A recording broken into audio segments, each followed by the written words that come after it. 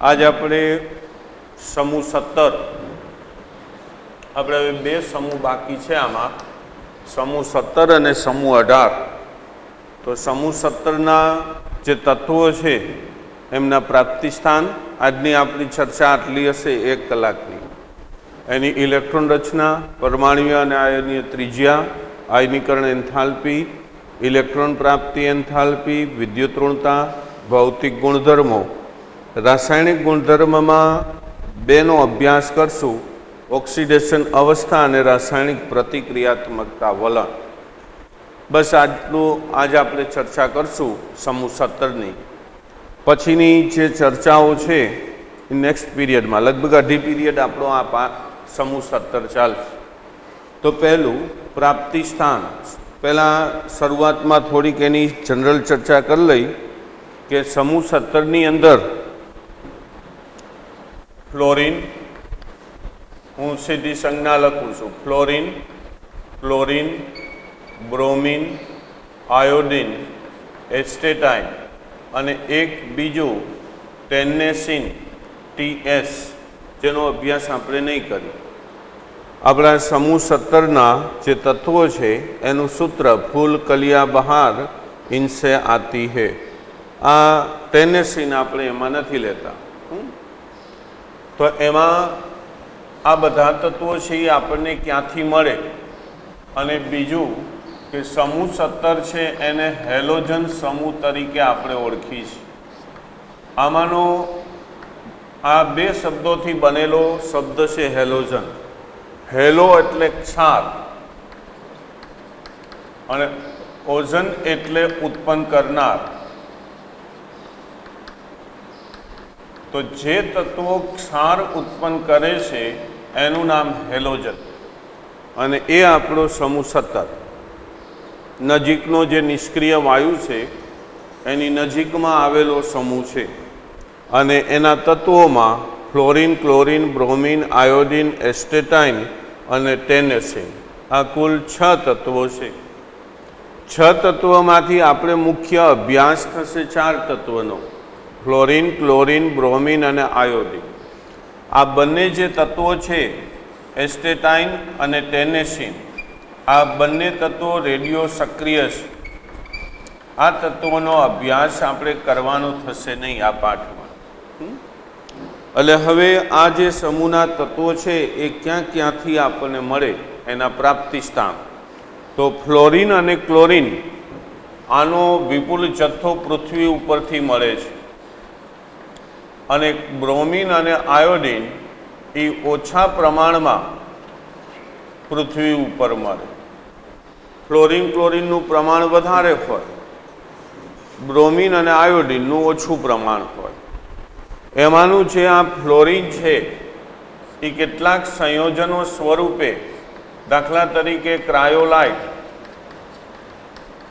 તો આપણે એનું સૂત્ર લખી છીએ Na3Al(F6) ક્રાયોલાઇટ. પછી ફેલ્સ્પાર,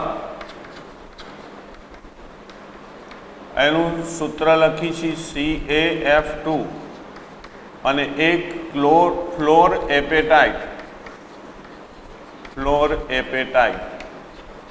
જેનું સૂત્ર 3Ca3PO4 ટ્વાઇસ ઇન્ટુ CaF2, અને ફ્લોર એપેટાઇટ કહેવાય. આ જે ફ્લોર એપેટાઇટ રહ્યો ને, આપણે એક પાઠની અંદર હજી એક જગ્યાએ આવશે. અહીંયા કુલ 3 પ્રકારના એપેટાઇટ આવશે, ફ્લોર એપેટાઇટ, ક્લોર એપેટાઇટ અને હાઇડ્રોક્સી એપેટાઇટ. ત્યાં સૂત્રમાં થોડુંક વેરિએશન હશે. આ જે આગળ લખેલું છે 3Ca3PO4 ટ્વાઇસ, એની બદલે ત્યાં આવું હશે Ca9PO4 6 ઇન્ટુ CaF2. આ બે એક જ છે. આ લખો કે આ લખો, બંને એક જ છે. કારણ કે આ 3 રહ્યોની આનો ગુણક છે, આનો નથી. એટલે ખાસ ધ્યાન રાખજો, 9 અને 6 લખેલા હોય તો એ આ જ લખેલું છે એમ માની લેવાનું. અહીંયા ફ્લોરિન છે એટલે ફ્લોર એપેટાઇટ કહેવાય. અહીંયા હું ક્લોરિન મૂકું તો એ ક્લોર એપેટાઇટ થઈ જાય. એટલે ક્લોર એપેટાઇટ એટલે એ ક્લોરિનનું થઈ જાય સંયોજન. અને OH ટ્વાઇસ મૂકું તો એ હાઇડ્રોક્સી એપેટાઇટ થઈ જાય. એટલે આ ફ્લોરિન જ્યાંથી આપણને મળે છે એ. આ સિવાય ફ્લોરિન છે એ થોડી માત્રામાં જમીનની અંદર હોય, જમીનમાં પણ ફ્લોરિનનું પ્રમાણ જોવા મળે. પછી નદીના પાણીની અંદર, નદીના પાણીમાં વનસ્પતિ, પછી એ સિવાય પ્રાણીઓના હાડકા, દાંત, આમની અંદર ફ્લોરિન છે એ થોડા ઘણી માત્રાની અંદર જોવા મળે છે. એટલે આ ફ્લોરિનનું પ્રાપ્તિ સ્થાન કે ફ્લોરિન આપણને ક્યાં ક્યાંથી મળે. ત્યાર પછી બીજું તત્વ છે ક્લોરિન. આ વિપુલ પ્રમાણમાં જે દરિયાઈ ક્ષાર છે એની અંદર રહેલું હોય, દરિયાઈ ક્ષારમાં એ ક્લોરિન છે એમાં સોડિયમ, પોટેશિયમ, મેગ્નેશિયમ, કેલ્શિયમ આ બધાના ક્લોરિન, બ્રોમિન અને આયોડાઇડના ક્ષાર સ્વરૂપે જોવા મળ્યા. બધા જે શુષ્ક દરિયાનું પાણી હોય, દરિયામાંથી પાણીનું બાષ્પીભવન થઈ જાય અને જે મુખ્ય તત્વ વધે એને આપણે મીઠું કહીશું, અગરમાં આવે ને, એ મીઠાનું પ્રમાણ મેક્સિમમ આની અંદર હોય. સોડિયમ ક્લોરાઇડ સ્વરૂપે વધુ હોય, વજનથી 2.5% જેટલું સોડિયમ ક્લોરાઇડ હોય. આ સિવાય આની અંદર બીજા પોટેશિયમના ક્લોરાઇડ, બ્રોમાઇડ, આયોડાઇડ હોય, મેગ્નેશિયમના હોય, કેલ્શિયમના હોય. એ બધા તત્વો એમાં થોડા પ્રમાણમાં હોય, પણ મુખ્ય આ હોય સોડિયમ. આ સિવાય એક કાર્નેલાઇટ, KCl MgCl2 × 6H2O અને કાર્નેલાઇટ કહેવાય. આ કાર્નેલાઇટનો અભ્યાસ આ જ વિભાગની અંદર આપણો જે આ ભાગ છે રસાયણ વિજ્ઞાન ભાગે, એનો છેલ્લો પાઠ આવશે સંકીર્ણ ક્ષાર. એની અંદર શરૂઆત અહીંથી થશે કાર્નેલાઇટથી. આ દ્વિક્ષાર કહેવાય. આપણે ભણશું ત્યાં સંકીર્ણ ક્ષાર. એટલે આ સૂત્રનો બીજી વાર આપણે ઉલ્લેખ કરશું છેલ્લા પાઠની અંદર. તો આ બધા તત્વો છે એ આ રીતે મળે. પછી બ્રોમિન અને આયોડિન. બ્રોમિનનું પ્રમાણ અલ્પ હોય, આયોડિને ઘણી જે દરિયાઈ વનસ્પતિ છે એની અંદર વનસ્પતિમાં આયોડિનનું પ્રમાણ 0.5% જેટલું જોવા મળે છે. આયોડિન એટલે દરિયાઈ વનસ્પતિની અંદર આયોડિન થોડાક અલ્પ પ્રમાણની અંદર જોવા મળે. આયોડિન અને બ્રોમિન બે અલ્પ પ્રમાણમાં હોય. આ સિવાય સામુદ્રિક વનસ્પતિ, પછી એક આગળ આપણે ભણ્યા હતા ચીલી સોલ્ટ પીટર. બે સોલ્ટ હતા, એક ઇન્ડિયન સોલ્ટ પીટર અને એક ચીલી સોલ્ટ પીટર. તો ચીલી સોલ્ટ પીટરની અંદર પણ આયોડિન થોડા ઘણા પ્રમાણમાં જોવા મળે છે. એમાં આયોડિનનું પ્રમાણ 0.2%, પણ એ હોય સોડિયમ આયોડેટ સ્વરૂપે. આયોડિન સોડિયમ આયોડેટ સ્વરૂપે ચીલી સોલ્ટ પીટરની અંદર હશે, પણ એ 0.2% જેટલું હોય. તો આ બધા એના પ્રાપ્તિ સ્થાન છે કે આપણને ક્યાં ક્યાંથી મળે. હવેના જે ટેનેસિન છે એ છેલ્લું તત્વ ટેનેસિન. આ રેડિયો સક્રિય છે અને આની માત્રાય અલ્પ હોય, એટલે એનું રસાયણ વિજ્ઞાન છે એનો અભ્યાસ આપણે આ પ્રકરણની અંદર નથી. 117 નંબરનું તત્વ છે, પરમાણુય ક્રમાંક 117, અને એનું પરમાણુ દળ છે એ 294. આ એનું પરમાણુ દળ, આ પરમાણુ ક્રમાંક, અને એની ઇલેક્ટ્રોન રચના લખવામાં આવે તો રેડોન 5F14 6D10 7S2 અને 7P5 આ પ્રકારની ઇલેક્ટ્રોન રચના ધરાવે છે. અને એનો અર્ધ આયુષ્ય સમય મિલી સેકન્ડની અંદર હોવાથી આનો અભ્યાસ આપણે કરવાનો થતો નથી. એટલે ટેનેસિન યાદ રાખવાનું કે હેલોજન સમૂહની અંદર છેલ્લું તત્વ ટેનેસિન છે, એસ્ટેટાઇન ન લખતા. અને એની સંજ્ઞા યાદ રાખજો. મિલી સેકન્ડમાં એનો અર્ધાયુષ્ય સમય હોવાથી આપણે એનું રસાયણ વિજ્ઞાન નો અભ્યાસ અહીંયા કરશું નહીં. બસ આ થયા એના પ્રાપ્તિ સ્થાન. ત્યાર પછી આવે છે ઇલેક્ટ્રોન રચના. એક કોષ્ટક છે, કોષ્ટકના બધા મુદ્દાઓ અહીંયા આપણે લખેલા છે, એની ચર્ચાઓ અને કોષ્ટકમાં પણ ધ્યાન રાખતા રહેજો. ઇલેક્ટ્રોન રચનાની અંદર બાહ્ય કક્ષાની ઇલેક્ટ્રોન રચના NH2NP5. બાહ્ય કક્ષામાં કુલ 7 ઇલેક્ટ્રોન હોય એટલે NH2NP5 પ્રકારની ઇલેક્ટ્રોન રચના ધરાવે. જો આ કેમ છે 7s2 7p5, તો અહીંયા એસ્ટેટાઇનમાં 6s2 6p5 આવે, આયોડિનમાં 6 ની જગ્યાએ 5 આવે, બ્રોમિનમાં 4 આવે, ક્લોરિનમાં 3 આવે, ફ્લોરિનમાં 2 આવે. એટલે આની ઇલેક્ટ્રોન રચના લખો તો 2s2 2p5 એમ. હવે અહીંથી એક એક ક્રમ વધારતા જાઓ એટલે બધાની ઇલેક્ટ્રોન રચના થાય. એટલે જનરલ ઇલેક્ટ્રોન રચના આપણે લખી NH2NP5, 2 થી ચાલુ થાય અને 7 પૂરી થાય. એટલે આ ઇલેક્ટ્રોન રચના. જો આની ઉપર જશે ને એસ્ટેટાઇનમાં એટલે અહીંયા 4f14 થશે, 5d10 થશે, 6s2 થશે અને 6p5 થશે. એટલે તમે એક ઇલેક્ટ્રોન રચના જુઓ એટલે તમને એનો ખ્યાલ આવી જાય. ક્યાંથી 4d 3d કક્ષકનો ઉમેરો થાય તો જો આના પછી બ્રોમિન આવ્યું તો બ્રોમિનમાં 3d આવે કક્ષક 3d10, પછી 4s2 4p5 આવી ઇલેક્ટ્રોન રચના થાય. પછી અહીંથી એક 4d10 ચાલુ થાય, પછી 5d10 ચાલુ થાય, 6d10 આવે. તો આ રીતે આ ઇલેક્ટ્રોન રચનામાં જનરલ એની ઇલેક્ટ્રોન રચના છે NH2NP5 પ્રકાર. ત્યાર પછી આવે છે પરમાણુય અને આયનીય ત્રિજ્યા. હેલોજન તત્વ છે એનો અસરકારક કેન્દ્રીય વીજભાર વધારે હોય, કારણ કે આપણે આવર્તની અંદર આવર્તમાં તમે ડાબી બાજુથી જમણી બાજુ જાઓ એટલે છેલ્લે સમૂહ 18 અને એની આગળ આવે સમૂહ 17. એટલે 1 થી ચાલુ કરો અને 17 સુધી જાઓ તો એની પરમાણુ ક્રમાંક વધતો જાય. પરમાણુ ક્રમાંક વધે એટલે કેન્દ્રનો ધન વીજભાર વધે.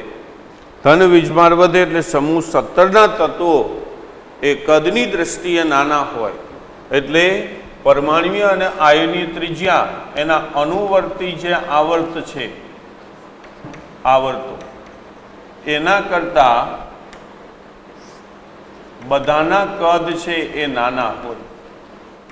પણ જો તમે સમૂહની અંદર સમૂહમાં ઉપરથી નીચે આવશો તો પરમાણુ કદ છે એ ધીમે ધીમે વધતું જશે, કારણ કે મુખ્ય કક્ષાઓનો ઉમેરો થતો જાય એટલે કદ છે એનું વધતું જાય.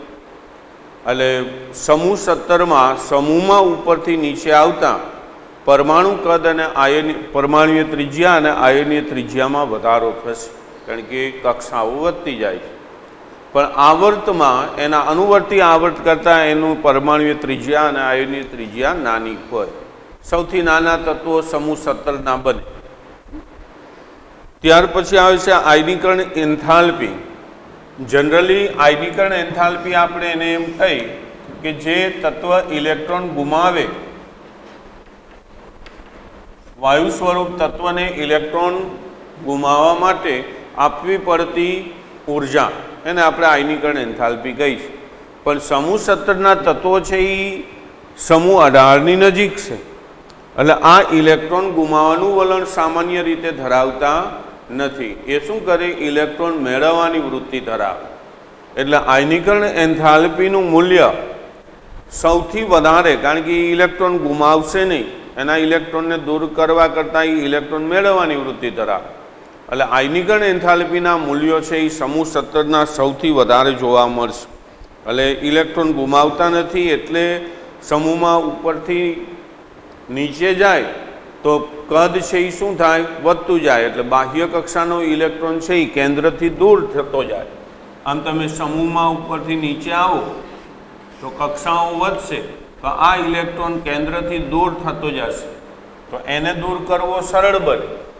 એટલે જનરલ આપણે જો લખવું હોય તો એમ લખાય કે સમૂહમાં ઉપરથી નીચે જઈ તો એની આયનીકરણ એન્થાલ્પી ઘટે, કારણ કે સરળતાથી ઇલેક્ટ્રોન દૂર થાય. બાકી જનરલી આ ઇલેક્ટ્રોન ગુમાવવાનું બહુ વલણ ધરાવતા નથી. પણ ઇલેક્ટ્રોન પ્રાપ્તિ એન્થાલ્પીનું મૂલ્ય આની અંદર વધારે જોવા મળે છે. સૌથી વધારે ઋણ ઇલેક્ટ્રોન પ્રાપ્તિ એન્થાલ્પી સમૂહ 17ની છે. એટલે સૌથી વધુ ઋણ ઇલેક્ટ્રોન પ્રાપ્તિ એન્થાલ્પી સમૂહ 17ના તત્વોની છે. કારણ કે ઝડપથી ઇલેક્ટ્રોન લઈ અને નજીકના નિષ્ક્રિય વાયુ જેવી ઇલેક્ટ્રોન રચના પ્રાપ્ત કરી લે. એટલે સમૂહ 17ની ઇલેક્ટ્રોન પ્રાપ્તિ એન્થાલ્પીનું મૂલ્ય સૌથી વધારે ઋણ કહેવાય. પણ સમૂહની અંદર સમૂહમાં ઉપરથી નીચે આવી સમૂહની અંદર તો એની ઇલેક્ટ્રોન પ્રાપ્તિ એન્થાલ્પી છે એ કેવી થતી જાય તો કે ઓછી ઋણ થતી જાય. સમૂહમાં ઉપરથી નીચે આવી એટલે ઓછી ઋણ થાય છે. અહીંયા એક પ્રશ્ન છે એ 2 માર્કની અંદર પૂછાયો છે. એ પ્રશ્ન આવો છે કે ફ્લોરિન, ક્લોરિન, બ્રોમિન, આયોડિન તમે સમૂહમાં ઉપરથી નીચે આવો તો ઇલેક્ટ્રોન પ્રાપ્તિ એન્થાલ્પીનું મૂલ્ય ઓછું ઋણ થાય છે. સમૂહની અંદર તમે જો કોષ્ટકની અંદર ઇલેક્ટ્રોન પ્રાપ્તિ એન્થાલ્પી ફ્લોરિનની જો -333 છે અને ક્લોરિનની -349, પછી -325, -296 એટલે ઓછી ઋણ થઈ. આની -333, આની -395, બ્રોમિનની છે -325 અને આની છે -296. તો સમૂહમાં ઉપરથી નીચે આવી એટલે ઓછી ઋણ થાય છે. પણ અહીંયા 2 માર્કનો એક પ્રશ્ન કે ફ્લોરિન કરતાં ક્લોરિનની ઇલેક્ટ્રોન પ્રાપ્તિ એન્થાલ્પી ઓછી ઋણ થવી જોઈએ, એના બદલે અહીંયા વધારે ઋણ થઈ છે. જો અને પછી જેમ નીચે આવો છો તેમ ઇલેક્ટ્રોન પ્રાપ્તિ એન્થાલ્પી ઓછી ઋણ થાય છે. પણ ફ્લોરિન અને ક્લોરિનમાં આ કેમ વિસંગતતા આવી? પ્રશ્ન આવી રીતે પૂછાય કે ફ્લોરિન કરતાં ક્લોરિનમાં ઇલેક્ટ્રોન પ્રાપ્તિ એન્થાલ્પીનું મૂલ્ય ઓછું ઋણ હોવું જોઈએ, એના બદલે વધારે ઋણ છે. તો વધારે ઋણ હોવા પાછળનું કારણ કે ફ્લોરિનની બીજી કક્ષામાં એની ઇલેક્ટ્રોન રચના આવી હોય 2s2 2p5 અને ક્લોરિનની આવી હોય તો તમે ફ્લોરિનની બીજી કક્ષામાં 7 ઇલેક્ટ્રોન મૂકો તો આ 7 ઇલેક્ટ્રોન છે એ એટલા બધા નજીક હશે કે એમની વચ્ચે આંતર આકર્ષણ અપાકર્ષણ બળો જોવા મળે. પાસેના ઇલેક્ટ્રોન અપાકર્ષણ કરે એટલે નવો ઇલેક્ટ્રોન છે એ અહીંયા જ્યારે દાખલ થતો હોય ત્યારે આના ઉપર આનું અપાકર્ષણ બળ છે એ વધી જાય આકર્ષણ બળ કરતાં. એટલે સરળતાથી ઇલેક્ટ્રોન દાખલ નથી થઈ શકતો. પણ એની સાપેક્ષમાં ક્લોરિન છે એ ત્રીજી કક્ષામાં 7 ઇલેક્ટ્રોન છે. એટલે આ કક્ષાના ઇલેક્ટ્રોન પોતપોતાના અંતરથી દૂર હશે, બીજી કક્ષા કરતાં અહીંયા દૂર રહે, છેટા હોય. એટલે આમની વચ્ચે આંતર આકર્ષણ અપાકર્ષણ બળ છે એ ઓછું લાગે એટલે સરળતાથી ઇલેક્ટ્રોન છે એ અહીંયા દાખલ થઈ શકે. એટલે ફ્લોરિન કરતાં ક્લોરિનની ઇલેક્ટ્રોન પ્રાપ્તિ એન્થાલ્પીનું મૂલ્ય ઓછું ઋણ હોવું જોઈએ, એના બદલે વધારે ઋણ છે. પછી જોઈ લો ક્લોરિન કરતાં બ્રોમિનનું ઓછું, બ્રોમિન કરતાં આયોડિનની ઓછી ઋણ. તો પછી એ ક્રમ જોવા મળે છે. એટલે આ પ્રશ્ન છે આ 2 માર્કની અંદર પૂછાય કે શા માટે ફ્લોરિન કરતાં ક્લોરિનની ઇલેક્ટ્રોન પ્રાપ્તિ એન્થાલ્પી વધારે ઋણ છે, હોવી જોઈએ ઓછી ઋણ, એના બદલે વધારે ઋણ છે. અને ત્યાર પછી વિદ્યુત ઋણતા, ત્રીજો આમાંનો છેલ્લો ગુણધર્મ વિદ્યુત ઋણતા. સૌથી વધારે વિદ્યુત ઋણ તત્વોને આપણે હેલોજન સમૂહના લઈશ. સૌથી વધારે વિદ્યુત ઋણ તત્વો જો કોઈ સમૂહની અંદર હોય તો એ સમૂહ 17. એમાંય આ જે ફ્લોરિન છે એ સૌથી આવર્ત કોષ્ટકના બધા જ તત્વો 118 તત્વો છે એમાંથી સૌથી વધારે ઋણ ઇલેક્ટ્રોન પ્રાપ્તિ એન્થાલ્પી હોય તો આ ફ્લોરિન. શા માટે? તો કે એનું કદ નાનું છે અને જલીકરણ એન્થાલ્પીનું મૂલ્ય ઓછું છે. એટલે આની વિદ્યુત ઋણતા સૌથી વધારે. ફ્લોરિન પહેલા નંબર ઉપર આવે. પૌલિંગે જે માપક્રમો રચ્યા હતા એમાં ફ્લોરિનની વિદ્યુત ઋણતા મેક્સિમમ એને 4 દર્શાવી હતી. એટલે સૌથી વધારે વિદ્યુત ઋણતાનું મૂલ્ય ફ્લોરિનનું થશે. ત્યાર પછી સેકન્ડ નંબર ઉપર ઓક્સિજન છે, એના આગળના સમૂહનું પહેલું તત્વ. પણ આ જે ફ્લોરિન, ક્લોરિન, બ્રોમિન અને આયોડિન, તમે ઉપરથી નીચે આવશો એટલે એની વિદ્યુત ઋણતા ઘટશે.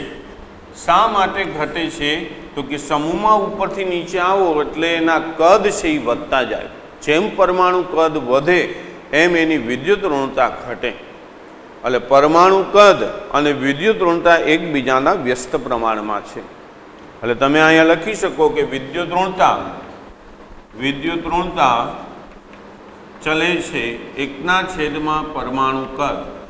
તો જેમ સમૂહમાં ઉપરથી નીચે આવશો એટલે પરમાણુ કદ મોટું થતું જાય, પરમાણુ કદ વધે એમ એની વિદ્યુત ઋણતા છે એ ઘટે. એક વધે એટલે બીજો ઘટી જાય. એટલે સૌથી વધારે વિદ્યુત ઋણ ફ્લોરિન અને ત્યાર પછી ઓક્સિજન આવે. પણ આપણે જે સમૂહની વાત કરી છે સમૂહમાં ઉપરથી નીચે આવો એટલે વિદ્યુત ઋણતા ઘટી જશે. રેડી? તો આ હતા સામાન્ય ગુણધર્મો, જેનો આપણે ધોરણ 11ની અંદર પણ અભ્યાસ કર્યો છે. હવે આવે છે એના ભૌતિક અને રાસાયણિક ગુણધર્મો. ભૌતિક ગુણધર્મો. પહેલું,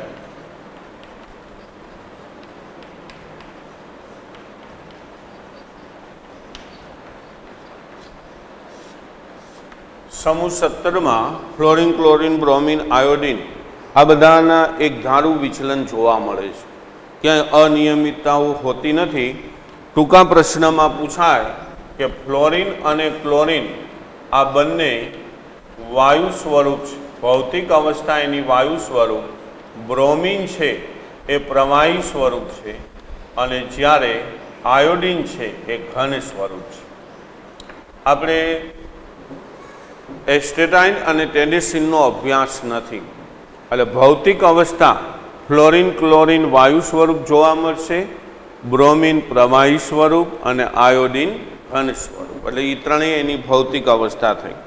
પછી બધા જ હેલોજન, ફ્લોરિન, ક્લોરિન, બ્રોમિન અને આયોડિન બધા જ હેલોજન રંગીન દ્રાવણો આપે. કોઈ પદાર્થ સાથે પ્રક્રિયા કરે ત્યારે એના રંગીન દ્રાવણો હોય છે. આ સિવાય પોતે પણ રંગીન હોય છે. રંગીન હોવા પાછળનું કારણ તો એની દ્રશ્ય પ્રકાશના વિકિરણોનું અધિશોષણ કરી એનો જે ભૂમિ અવસ્થાનો ઇલેક્ટ્રોન છે, આ ઇલેક્ટ્રોન ઊંચી ઉર્જા ધરાવતી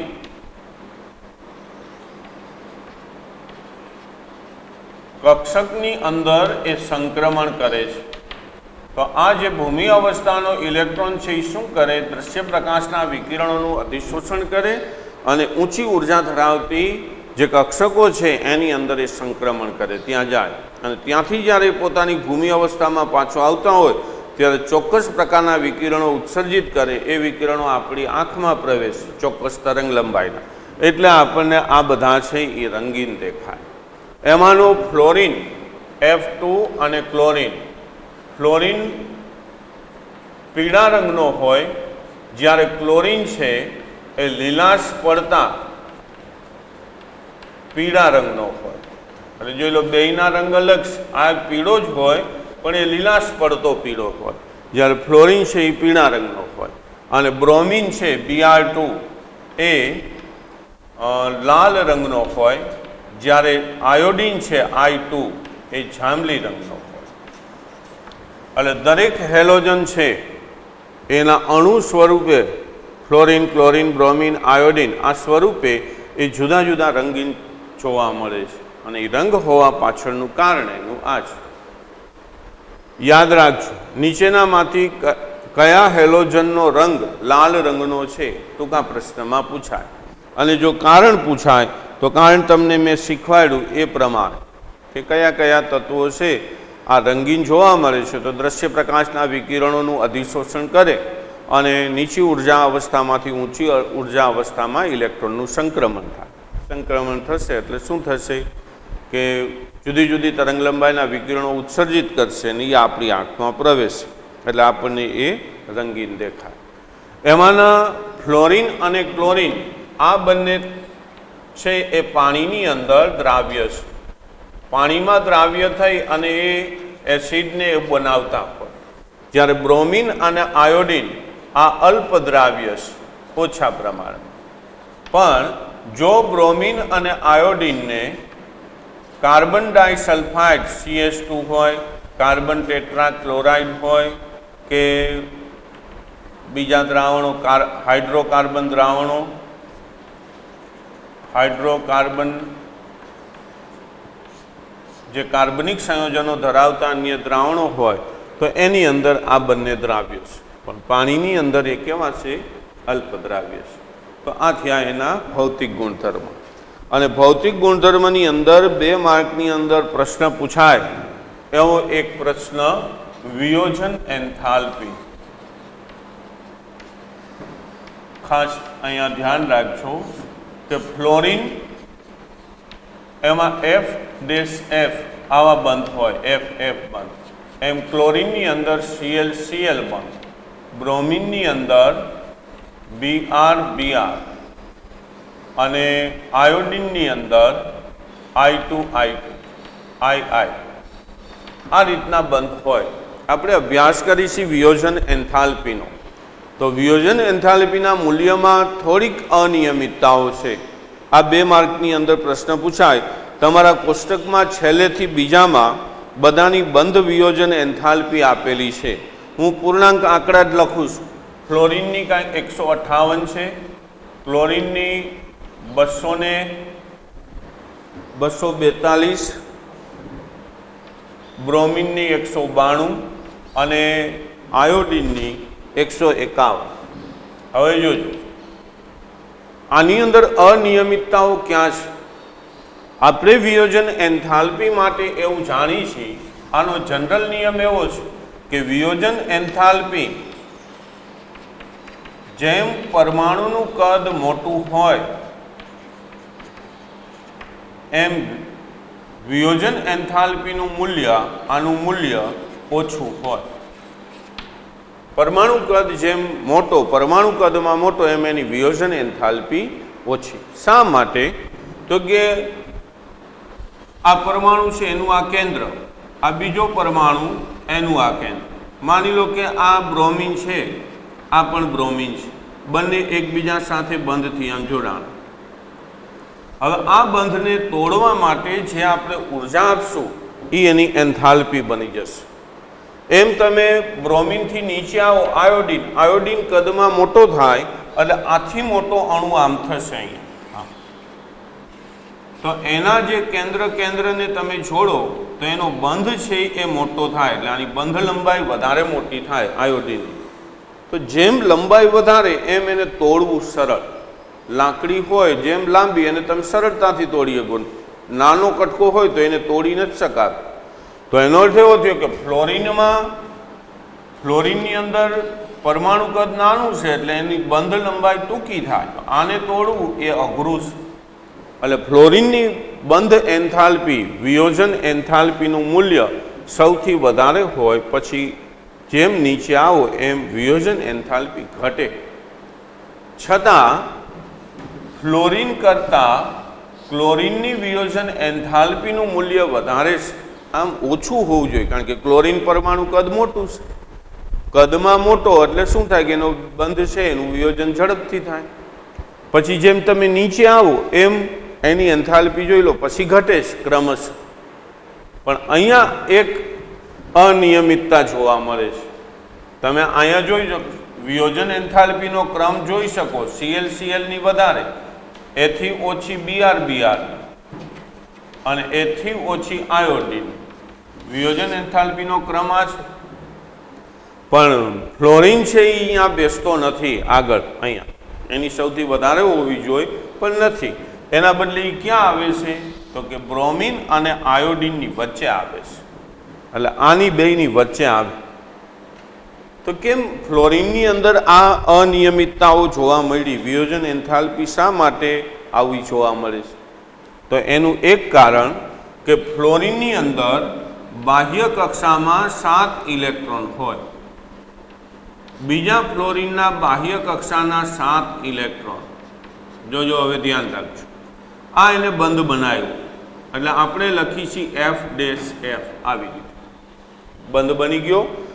આ એના ઉપર અહીંયા અબંધકારક ઇલેક્ટ્રોન યુગ્મ છે કે જેને બંધની અંદર ભાગ લીધો નથી. હવે ફ્લોરિન છે એ કદમાં નાનો છે, કદમાં નાનો હોય એટલે નજીક હોય, તો આ બંને અબંધકારક ઇલેક્ટ્રોન યુગ્મ રહ્યા એ સમાન વીજભારના કારણે શું કરે, પોતાના ઉપર અપાકર્ષણ બળ લગાડે. એટલે અહીંયા અબંધકારક ઇલેક્ટ્રોન યુગ્મ વચ્ચેના અપાકર્ષણ બળનું મૂલ્ય ખૂબ પ્રબળ હોય એટલે વચ્ચેનો જે આ બંધ છે ને એ બંધ નબળો પડી જાય અને ઝડપથી તૂટી જાય. જ્યારે ક્લોરીનમાં શું થશે તો કે ક્લોરીનની અંદર આ અબંધકારક ઇલેક્ટ્રોન યુગ્મ ફ્લોરિન કરતાં થોડાક છેટા દૂર હશે એટલે એના ઉપર એનું અપાકર્ષણ બળ છે એ બહુ વધારે લાગશે નહીં અબંધકારકનું. એટલે આ બંધ છે એ મજબૂત હોય આના કરતાં. એટલે આ બંધને તોડવો હોય ને તો ફ્લોરિન કરતાં તમારે વધારે ઉર્જા આપવી પડે, એટલે એની વિયોજન એન્થાલ્પી વધારે છે. 2 માર્કની અંદર આ પ્રશ્ન પૂછાય, તમને એમ પૂછે કે ભાઈ ક્લોરીનની સરખામણીમાં ફ્લોરિનની વિયોજન એન્થાલ્પીનું મૂલ્ય ઓછું છે, સમજાવો. તો આપણા ભૌતિક ગુણધર્મની અંદર છેલ્લો પેરેગ્રાફ આ મુદ્દો યાદ રાખવાનો. 2 માર્કની અંદર આવા પ્રશ્નો પૂછાય. અને એક જો કોયડો આપેલો છે, ફ્લોરિનની ઇલેક્ટ્રોન પ્રાપ્તિ એન્થાલ્પી ક્લોરીનની સાપેક્ષમાં ઓછી ઋણ હોવા છતાં ફ્લોરિન એ ક્લોરીન કરતાં વધારે પ્રબળ ઓક્સિડેશન કરતા છે. તો એના 2 કારણો છે. એક અત્યારે જે ચર્ચા કરી, નીચી વિયોજન એન્થાલ્પી ધરાવે આ, અને એનું પરમાણુ કદ છે એ નાનું છે, સામે જલીકરણ એન્થાલ્પી એની ખૂબ વધારે છે. એટલે 2 બાબત લખવાની, નીચી વિયોજન એન્થાલ્પી અને ઊંચી જલીકરણ એન્થાલ્પી. એટલે આ ફ્લોરિન છે એને આપણે પ્રબળ ઓક્સિડેશન કરતા તરીકે લઈશું. શોર્ટ ક્વેશ્ચનમાં પૂછે આ પ્રશ્ન કે ફ્લોરિન એ ક્લોરીન કરતાં વધારે પ્રબળ ઓક્સિડેશન કરતા છે, ભલે વિયોજન એન્થાલ્પી એની ઓછી છે ક્લોરીન કરતાં, પણ એના કારણોની અંદર માની લો કે અ બ ક ડ પૂછ્યા હોય એમ કે એનું કારણ તો કે એક નીચી વિયોજન એન્થાલ્પી ધરાવે છે, ઊંચી જલીકરણ એન્થાલ્પી, અથવા A અને B બંને, અથવા એક પણ નહીં. આવો વિકલ્પ છે એ આનો પૂછાઈ શકે. ફ્લોરિન છે એ ક્લોરીન કરતાં વધારે પ્રબળ ઓક્સિડેશન કરતા છે, શા માટે? તો આ બંને એના કારણો છે, નીચી વિયોજન એન્થાલ્પી અને ઊંચી એની જલીકરણ એન્થાલ્પી. અહીંયા ભૌતિક ગુણધર્મો પૂરા થાય. હવે આવે છે એના રાસાયણિક ગુણધર્મો. રાસાયણિક ગુણધર્મો, રાસાયણિક ગુણધર્મોની જનરલ બધી ચર્ચાઓ છે એની ઇલેક્ટ્રોન રચનાને આધીન હોય. ઇલેક્ટ્રોનની જે સ્થિતિ હોય એના આધારે એના રાસાયણિક ગુણધર્મોની ચર્ચા કરાય. બધા હેલોજન તત્વો એની ઓક્સિડેશન અવસ્થા -1 અથવા +1. એમાં એક ફ્લોરિન અપવાદ છે, ફ્લોરિનને બાદ કરો એટલે બીજા બધાને ધન ઓક્સિડેશન અવસ્થા હોય. ફ્લોરિન ક્યારેય ધન આવશે નહીં. ફ્લોરિનને એક જ -1 ઓક્સિડેશન અવસ્થા ધરાવે. આ સિવાયના ક્લોરિન, બ્રોમિન, આયોડિન એ +1, +3, +5 અને +7 આવી ઓક્સિડેશન અવસ્થા હોય. પણ આ જે રહી એમાં ફ્લોરિન અપવાદ, ક્લોરિન, બ્રોમિન, આયોડિનની આ જોવા મળે ઓક્સિડેશન અવસ્થા, જ્યારે ફ્લોરિન એક જ હોય -1. બાકી આ ત્રણેયને ક્લોરિન, બ્રોમિન, આયોડિનને આ હોય -1 હોય, એ સિવાય આ પણ હોય +1, +3, +5 ને +7. ખાલી ફ્લોરિન એક -1 ઓક્સિડેશન અવસ્થા ધરાવે. જો ફ્લોરિનને બાદ કરી અને આપણે એની ભૂમિ અવસ્થાની ઇલેક્ટ્રોન રચના લખી, ભૂમિ અવસ્થા, આ નિયમ ફ્લોરિનને લાગુ પડતો નથી. જો આપણે NH2 આ NH2 2 ઇલેક્ટ્રોન અને NP6 NP5 5 ઇલેક્ટ્રોન P કક્ષકમાં 5 અને NP પછી એની ND કક્ષકમાં પેટા કક્ષક 5 ND કક્ષક. હવે અહીંયા અત્યારે તમે જોઈ શકો એક અયુગ્મિત ઇલેક્ટ્રોન છે. એટલે એક અયુગ્મિત ઇલેક્ટ્રોન છે એટલે શું થશે, કાંઈ એક ઇલેક્ટ્રોન લઈ લે અને કાં એક ઇલેક્ટ્રોન આપે. એટલે અહીંયા એની -1 અથવા +1 ઓક્સિડેશન અવસ્થાનું નિદર્શન કરે છે. ઠીક. હવે માની લો કે ઉત્તેજિત અવસ્થા પહેલી, એમાં NHના ઇલેક્ટ્રોનમાં કંઈ ફેર પડતો નથી. એના બદલે NPના જે ઇલેક્ટ્રોન છે એમાં એક ઇલેક્ટ્રોન અહીંયા યુગ્મિત હતો એ બાજુની D કક્ષકની અંદર જાય છે. ડીમાં એટલે અહીંથી એક ઇલેક્ટ્રોન ND કક્ષકમાં ગયો તો અહીંયા 3 અયુગ્મિત ઇલેક્ટ્રોન થયા. એટલે આ +3 ઓક્સિડેશન અવસ્થાને નિદર્શન કરે છે. હવે બીજી ઉત્તેજિત અવસ્થા લ્યો તો અહીંયા આ ઇલેક્ટ્રોન છે એ પાછો ND કક્ષકમાં જશે. એટલે હવે અયુગ્મિત ઇલેક્ટ્રોન થઈ ગયા 5, તો આ +5 ઓક્સિડેશન અવસ્થાનું નિદર્શન કરશે. અને એક NHનો ઇલેક્ટ્રોન યુગ્મિત હતો એ ND કક્ષકમાં ગયો અને અયુગ્મિત થયો. એટલે ટોટલ અયુગ્મિત ઇલેક્ટ્રોનની સંખ્યા થઈ ગઈ 7, એટલે +7 ઓક્સિડેશન અવસ્થાનું નિદર્શન કરશે. પણ આ નિયમ ફ્લોરિનને લાગુ પડતો નથી. ફ્લોરિનને એક જ આ લાગુ પડે કે એની આ -1 ઓક્સિડેશન અવસ્થા, એને પ્લસ ન હોય, +1 નહીં. એટલે અયુગ્મિત ઇલેક્ટ્રોનની સંખ્યા ઉપરથી તમે એના ઓક્સિડેશન આંક નક્કી કરી શકો. હવે આપણે એમ કીધું કે ભાઈ ફ્લોરિન છે એ સૌથી વધારે વિદ્યુતઋણ તત્વ છે, એટલે એની ઓક્સિડેશન અવસ્થા છે એ -1 હશે. પણ ફ્લોરિન સિવાયના ક્લોરિન, બ્રોમિન અને આયોડિન આ જ્યારે હેલોજન તત્વો એ એના ઓક્સો એસિડ બનાવશે, ઓક્સો એસિડ, અથવા એના ફ્લોરાઇડ સાથેના સંયોજન બનશે, ફ્લોરાઇડ સાથે, અથવા એના ઓક્સાઇડ સંયોજનો બનશે. તો આ બધાની અંદર 3 સ્થિતિમાં એ બધાની ધન ઓક્સિડેશન અવસ્થા જોવા મળશે. કારણ કે ક્લોરિન, બ્રોમિન, આયોડિન જ્યારે ઓક્સો એસિડ સ્વરૂપે હોય, આગળ આવશે કાલે, ફ્લોરાઇડ સ્વરૂપે હોય અથવા ઓક્સાઇડ સ્વરૂપે હોય, ત્યારે ક્લોરિન, બ્રોમિન, આયોડિનની ઓક્સિડેશન અવસ્થાના મૂલ્યો ધન હોય છે, પ્લસવાળા. એ માઇનસ હોતા નથી. કારણ કે ઓક્સિજન છે એ શું છે, ક્લોરિન, બ્રોમિન, આયોડિન કરતાં વધારે વિદ્યુત ઋણ છે. એટલે ઓક્સિજન ઋણ બને તો સામે ક્લોરિન, બ્રોમિન, આયોડિન છે એ ધન બની જાય. એમ ફ્લોરિન સૌથી વધારે વિદ્યુત ઋણ, તો એ ક્લોરિન, બ્રોમિન, આયોડિન સાથે હોય તો આ ઋણ બને, તો આ બધા શું બની જાય, ધન બને. એટલે ક્લોરિન, બ્રોમિન, આયોડિન 3 સ્થિતિએ ધન ઓક્સિડેશન અવસ્થા ધારણ કરે. એક એ ઓક્સાઇડ સ્વરૂપે હોય, એક ફ્લોરાઇડ સ્વરૂપે હોય, અથવા એ ઓક્સો એસિડ સ્વરૂપે હોય. આ સિવાય ક્લોરિન અને બ્રોમિનના જે ઓક્સાઇડ કે એના ઓક્સો એસિડ હોય તો એની અંદર એ +4 ક્લોરિન અને બ્રોમિન છે એ એના ઓક્સાઇડ સંયોજનો કે ઓક્સો એસિડ હોય તો એ +4 અથવા +6 આ પણ ઓક્સિડેશન અવસ્થા ધરાવે છે. આગળ આવશે ત્યારે આની ચર્ચા કરશું. +4 +6 ક્લોરિન અને બ્રોમિન છે એ એના ઓક્સાઇડ કે ઓક્સો એસિડમાં કઈ રીતે ઓક્સિડેશન અવસ્થા ધરાવે છે, તો એ કાલે એની ચર્ચાઓ થશે ત્યારે એ કરશું. ફ્લોરિન ફક્ત -1 ઓક્સિડેશન અવસ્થા ધરાવે, આ એક જ કારણ એનું એ છે કે એની બાજુમાં કોઈ ડી કક્ષકો ખાલી હોતી નથી.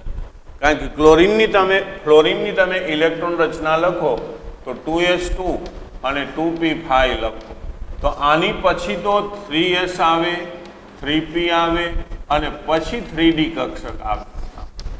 એટલે ફ્લોરિન ને 3D કક્ષક ડી કક્ષકો ઘણી દૂર છે, એટલે એ ક્યારેય આવી ઉત્તેજિત અવસ્થામાં ઇલેક્ટ્રોન બીજી કક્ષકને આપવા જશે નહીં.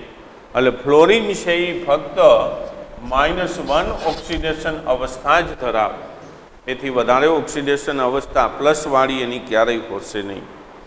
ત્યાર પછી આ બધા જ હેલોજન છે એ સૌથી વધારે પ્રતિક્રિયાત્મક છે, કારણ કે એ નિષ્ક્રિય વાયુની નજીકનો સમૂહ છે. નિષ્ક્રિય વાયુની જેટલો નજીક એ ઝડપથી ઇલેક્ટ્રોન સ્વીકારી લે અને નિષ્ક્રિય વાયુ જેવો બની જાય. એટલે પ્રતિક્રિયાત્મકતામાં સૌથી વધારે અધાતુ તત્વો આને કીધા છે, ફ્લોરિન, ક્લોરિન, બ્રોમિનને. એટલે હેલોજન સૌથી વધારે પ્રતિક્રિયાત્મક, ધાતુઓ અને અધાતુઓ આ બંને સાથે પ્રક્રિયા કરી શકે અને હેલાઇડ સંયોજનો બનાવે. પણ હેલોજનની પ્રતિક્રિયાત્મકતા સમૂહમાં તમે ઉપરથી નીચે આવશો એટલે ઓછી થશે. જોજો, આપણે આગળ સમૂહ 1 અને 2 આ આલ્કલી છે, આમાં તમે ઉપરથી નીચે આવો, આલ્કલી અને આલ્કલાઇન અર્થ ધાતુ સમૂહ, આમાં તમે ઉપરથી નીચે આવો તો એની પ્રતિક્રિયાત્મકતા વધે, પણ સમૂહ 17 એના જેવો જ છે. સમૂહ 1 છે એ 1 ઇલેક્ટ્રોન આપવાનું વલણ ધરાવે છે અને સમૂહ 2 2 ઇલેક્ટ્રોન આપવાનું વલણ ધરાવે. સમૂહ 1 1 ઇલેક્ટ્રોન લેવાનું વલણ ધરાવે. એટલે આને આપણે હેલોજન કહીશું. ને હેલોજનમાં તમે ઉપરથી નીચે આવો તો એની પ્રતિક્રિયાત્મકતા ઘટે. આ બેયમાં આટલો ફેર. સમૂહ 1માં ઉપરથી નીચે આવો તો પ્રતિક્રિયાત્મકતા વલણ વધતું જાય.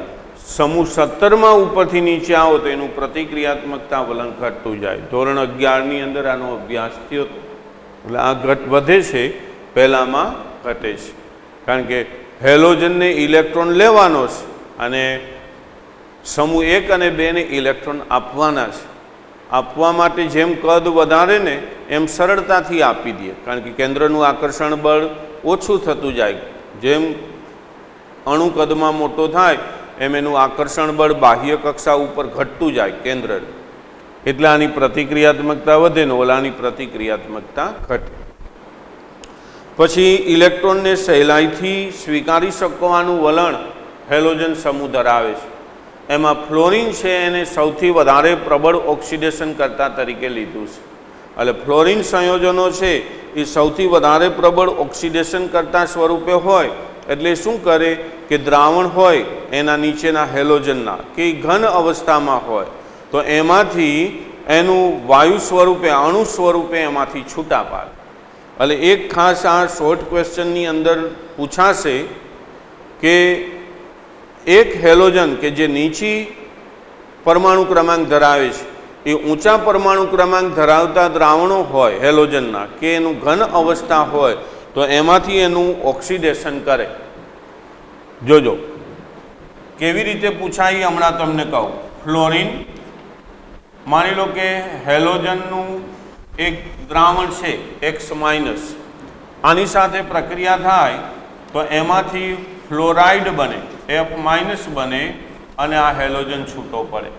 પણ આ ફ્લોરિન પ્રબળ ઓક્સિડેશન કરતા તરીકે ત્યારે જ વપરાય જ્યારે અહીંયા X તરીકે ક્લોરિન, બ્રોમિન કે આયોડિન લઈ શકો. જો આના કરતાં આ ત્રણેયના પરમાણુ ક્રમાંક વધારે છે એટલે આ પ્રક્રિયા થશે. પ્રબળ ઓક્સિડેશન કરતા તરીકે ફ્લોરિને અહીંયા કામ કર્યું. પણ હવે જો હું ફ્લોરિનની જગ્યાએ ક્લોરિન મૂકી દઉં 2X- તો અહીંયા બને 2Cl- વત્તા X2. તો અહીંયા X શું હોય? મેં લીધો ક્લોરિન અને આ હેલોજન જ છે, પણ એ હેલોજનનું દ્રાવણ એનો આયન છે. તો આ X શું હશે? તો કે બ્રોમિન અથવા આયોડિન હશે. આ ફ્લોરિન ક્યારેય ન હોય. અહીંયા તમે ફ્લોરિન મૂકો ને તો આ પ્રક્રિયા ન થાય. ખાસ ધ્યાન રાખજો. પ્રક્રિયા તમને એવી રીતે પૂછે, અહીંયા F- મૂકીને પૂછે, પછી તમને આવી 4 પ્રક્રિયા આપેલી હોય, તમને એમ કે કઈ પ્રક્રિયા શક્ય છે કઈ નથી. તો એ શક્ય ક્યારે યાદ રાખવાની કે અહીંયા જે વાયુ સ્વરૂપ તત્વ હોય આપણું હેલોજન, એ દ્રાવણ સાથે પ્રક્રિયા કરતો હોય ને તો એ દ્રાવણોના પરમાણુ ક્રમાંક આનાથી વધારે હોવા જોઈએ. જો ક્લોરીન કરતાં અહીંયા બ્રોમિન મૂકો તેનો પરમાણુ ક્રમાંક મોટો, આયોડિન મૂકો તો પરમાણુ ક્રમાંક મોટો, તો પ્રક્રિયા થાય. બીજું તમે આવજો, ક્લોરીનની જગ્યાએ બ્રોમિન મૂકો તો આ પ્રક્રિયા થઈ, બ્રોમાઇડ બને 2Br- વત્તા X2 બને. તો આ X શું હશે? X શું હોય? તો કે બ્રોમિન કરતાં વધારે પરમાણુ ક્રમાંક ધરાવતો એક જ વધ્યો આયોડિન. તો આ પ્રક્રિયા શક્ય છે બધી. પણ હવે તમને માની લો કે અહીંયા ગમે તે આમ પૂછી નાખ્યું, પછી તમને આવું પૂછ્યું I2 વત્તા 2X માઇનસ 2I વત્તા X2, તો આ પ્રક્રિયા છે એ શક્ય નથી. કેમ નથી? તો કે આયોડિન છેલ્લો આવી ગયો, મેક્સિમમ એનો પરમાણુ ક્રમાંક થઈ ગયો, હવે એથી આગળ તો છે નહીં. આપણે એસ્ટેટાઇન અને ઓલામાં નથી જતા, રેડિયો સક્રિયમાં. એટલે ખાસ ધ્યાન રાખવાનું, F2 સાથે આ 3 હોઈ શકે પ્રક્રિયા માટે, ક્લોરીન સાથે ફક્ત 2 જ હોય અને બ્રોમિન સાથે ફક્ત 1 આયોડિન જ હોય. તો આ પ્રક્રિયા 3 શક્ય છે, આ પ્રક્રિયા શક્ય નથી. એટલે પરીક્ષાની અંદર પૂછાય નીચેનામાંથી કઈ પ્રક્રિયા શક્ય નથી. આ પ્રશ્ન રહ્યો ને એ JEE અને નીટ એના બે માટે આ જરૂરી છે. આ મુદ્દો યાદ રાખવાનો. તમારી ટેક્સ્ટબુકની અંદર 3જો પેરેગ્રાફ છે, ખાસ એ 3જો પેરેગ્રાફને ધ્યાનથી લેજો. બુચકેટમાં આ પૂછાય, એટલે મહત્વનો પ્રશ્ન. અને છેલ્લી બાબત, સમૂહમાં ઉપરથી જેમ નીચે જાઓ એમ એના જલીય દ્રાવણમાં હેલોજન તત્વોની ઓક્સિડેશન કરતા તરીકેની ક્ષમતા રહીની ઓછી થતી જાય, ધીમે ધીમે ઘટતી જાય. ઘટવા પાછળનું કારણ ઓક્સિડેશન ક્ષમતા છે